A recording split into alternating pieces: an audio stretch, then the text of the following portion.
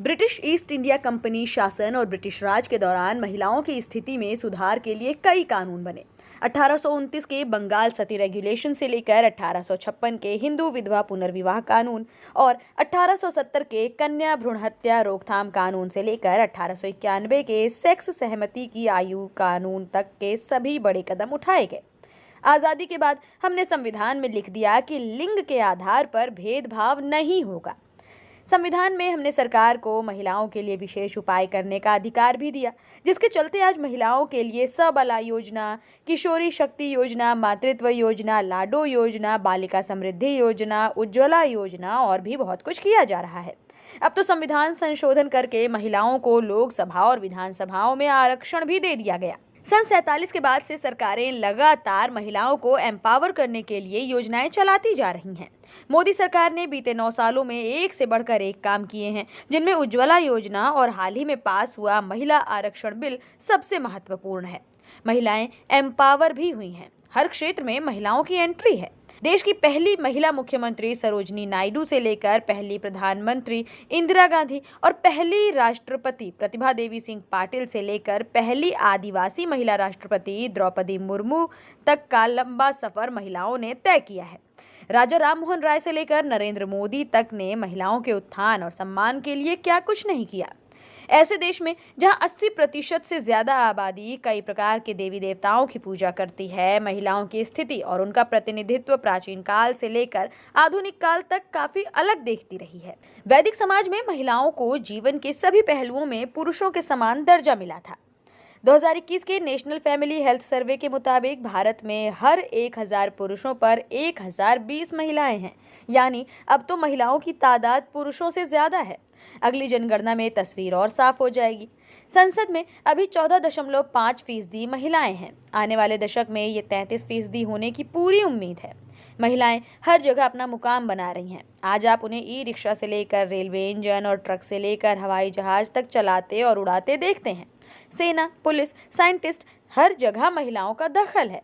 देश में कुल 95.1 करोड़ वोटर्स हैं, जिनमें 46.1 करोड़ तो महिला मतदाताएं हैं। 2019 में इनकी संख्या 43.8 करोड़ थी। 2019 के आम चुनावों में 67.2% महिला मतदाताओं ने वोट किया, जबकि पुरुषों में सिर्फ 67% वोट ही देने पहुंचे।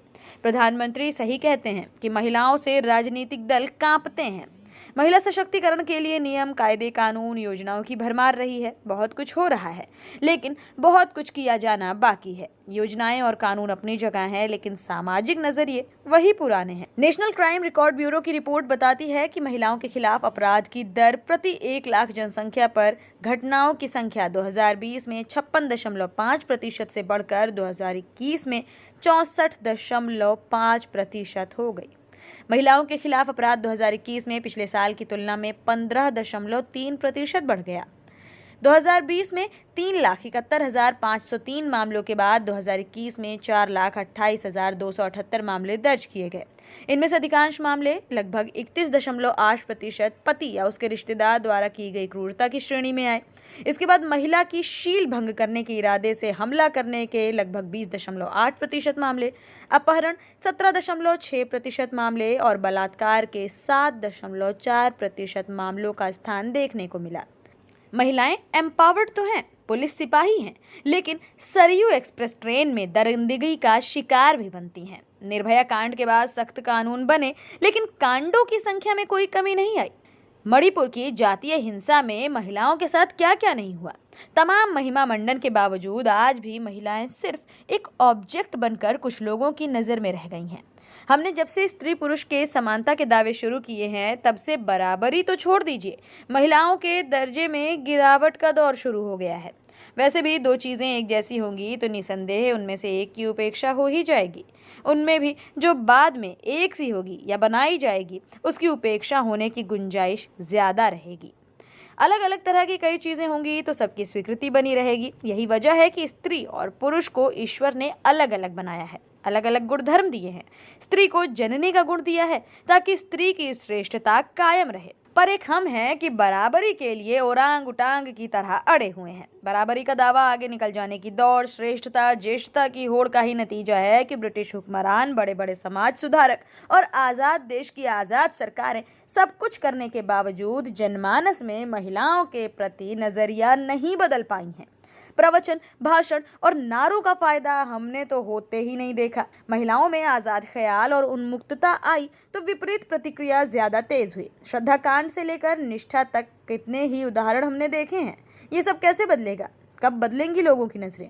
परिवारों की, पुरुषों की नजरें तो बदलनी ही होंगी, लेकिन इसका कोई जरिया है क्या? इसके बारे में कोई सोच रहा है?